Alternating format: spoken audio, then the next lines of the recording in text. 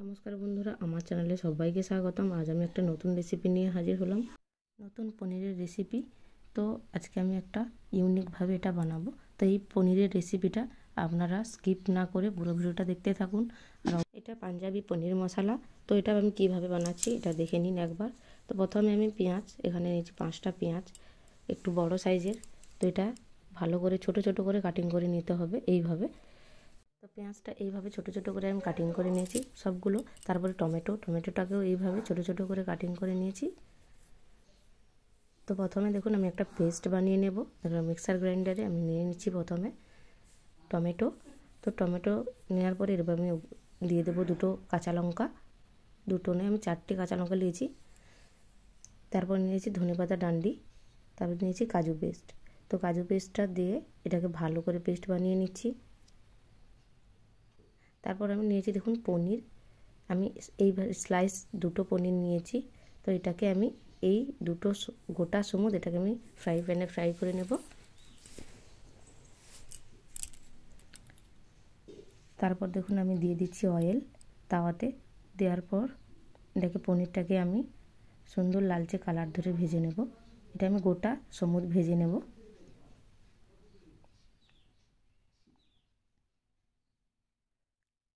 এরপর হালকা ফ্রাই হওয়ার পর আমি আবারও উল্টে দেবো।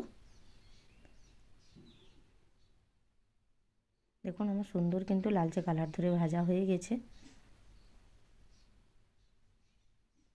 এভাবে এটাকে ভেজে নিতে হবে পনিরটাকে। তো এরপর আমি ভেজে নেওয়ার পরে ছোট ছোট করে কাটিং করে নেব। এরপর আমি চলে যাব মশলার কাছে। তো এইভাবে দেখুন আমি ভালো করে তুলে নিচ্ছি, আমার ভাজা হয়ে গেছে পনিরটা।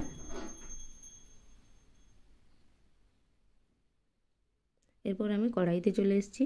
তো কড়াইতে আসার পর প্রথমে আমি দিয়ে দেবো তেল, একটু বেশি পরিমাণ তেল দিলাম, 4 থেকে 5 চামচ আমি এখানে তেল দিয়েছি। তারপর আমি ভালো করে এটা গরম করে নেব।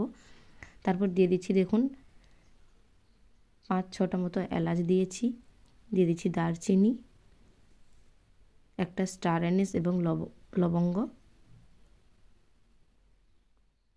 দিয়েছি, দুটো তেজপাতা। এটাকে ভালো করে আমি ফোড়ন দিয়ে দেব।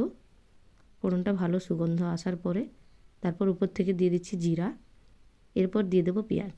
তো পেঁয়াজটাকে ভালো করে এটাকে লালচে কালার ধরে ভেজে নিতে হবে। তো অবশ্যই বন্ধুরা আমার ভিডিওটি যদি ভালো লেগে থাকে লাইক শেয়ার কমেন্ট এবং সাবস্ক্রাইব করতে একদম ভুলবেন না। এরপর আমি দিয়ে দিচ্ছি পেঁয়াজটা ভালো করে আমার লালচে কালার ধরে ভাজা হয়ে গেছে। তারপর আমি দিয়ে দিলাম 2 চামচ আদা রসুনের পেস্ট, তারপর দিয়ে দিচ্ছি লঙ্কার গুঁড়ো,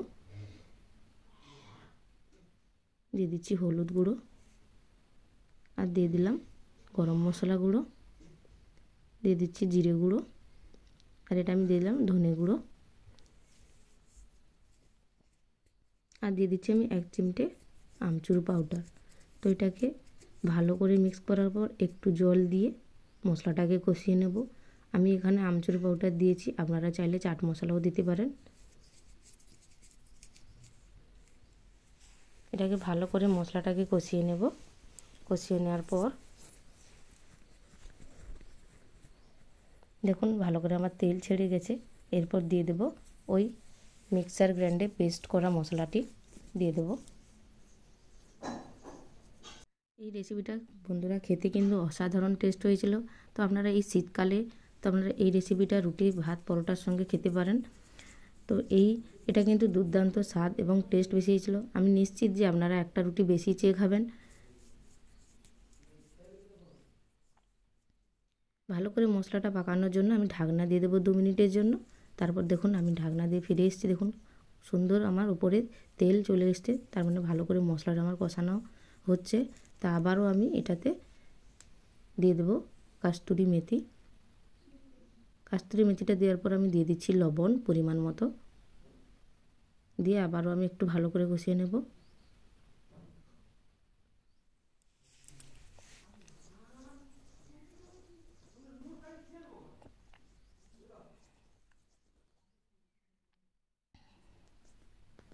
এরপর দেখুন আবারও আমার তেল ছেড়ে গেছে, আবার একটু ঢাকনা দিয়ে দেবো। এর গ্যাসটা কিন্তু লো টু মিডিয়ামে রাখবেন অবশ্যই। তো যেহেতু কাজু পেস্ট আছে নিচে লেগে যেতে পারে। তো ভালো করে এটা নাড়াচাড়া দিয়ে রাখবেন। এবার দেখুন আমার সুন্দর কিন্তু তেল ভেসে উঠেছে মশলার গায়ে। তো এটা আমার কষানো হয়ে গেছে।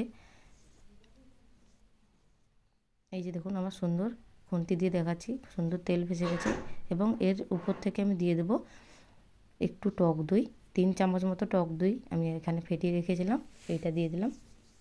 দিয়ে আবারও ভালো করে কষিয়ে নেব। মশলাটা ভালো করে কষানো হলে কিন্তু রেসিপিটা খেতে কিন্তু দুর্দান্ত স্বাদ হয়। আপনারা প্লিজ একবার হলে একবার ট্রাই করে দেখতে পারেন। আবারও আমি একবার ঢাকনা দিয়ে দেবো যাতে আর একটু ভালো করে কষানো হয়ে যায়। এখন আবারও আমার তেল বেরিয়ে পড়ছে। তো মশলাটা ভালো করে কষানো হয়ে গেছে।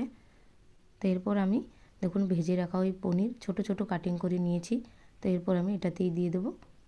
দিয়ে এটাকে মশলাটা আমি নাড়িয়ে নেব। এতে কিন্তু খুব একটা আমি জল ব্যবহার করব না, কারণ এটা গ্রেভি গ্রেভি থাকবে। তো খুব একটা আমি জল ব্যবহার করব না। এটা আমার এখানে কষাতে থাক। এদিকে আমি নিয়ে নিয়েছি রেড ক্যাপসিকাম, গ্রিন ক্যাপসিকাম এবং পেঁয়াজ। এটাকে আমি অন্য ফ্রাইং প্যানে একটু হালকা ফ্রাই করে নেব। দিয়ে দিচ্ছি তেল, তারপর দিয়ে দিল এইগুলো ক্যাপসিকামগুলো দিয়ে হালকা আমি ফ্রাই করে নেব। তো এটা কিন্তু দেওয়ার পর কিন্তু খেতে কিন্তু খুবই ভালো লাগে। তো ক্যাপসিকাম পনিরের সঙ্গে খুবই দুর্দান্ত স্বাদ লাগে, তো আপনারা দেবেন।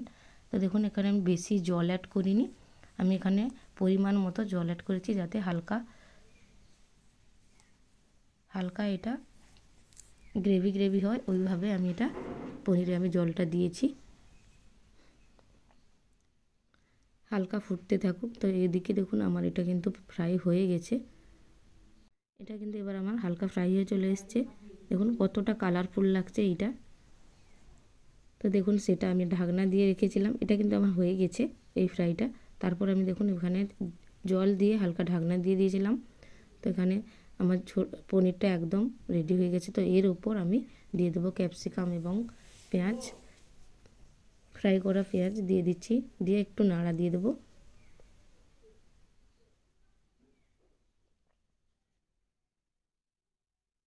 একটু নাড়া দিয়ে দেব। নাড়া দেওয়ার পর এটাকে আবারও একটু ঢাকনা দিয়ে স্ট্যান্ডিং টাইমের জন্য রেখে দেব। দেখুন তেল কিন্তু আমার উপরে ভেসে চলে এসছে এবং রেসিপিটা আমার একদম রেডি।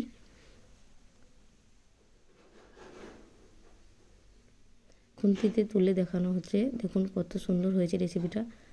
এটা শীতকালে আপনারা বানাতে পারেন অবশ্যই। উপর থেকে ধনেপাতা দিয়ে দিলাম। দিয়ে এটাকে এবারে বন্ধ করে দেব গ্যাসটাকে। রেসিপিটা আমার একদম রেডি। তো এরপর আমি এটা একটু ভালো করে দেখাচ্ছি, আপনারা দেখে নিন। খুব সুন্দর হয়েছে এই রেসিপিটা, খেতেও কিন্তু অসাধারণ স্বাদ হয়েছিল।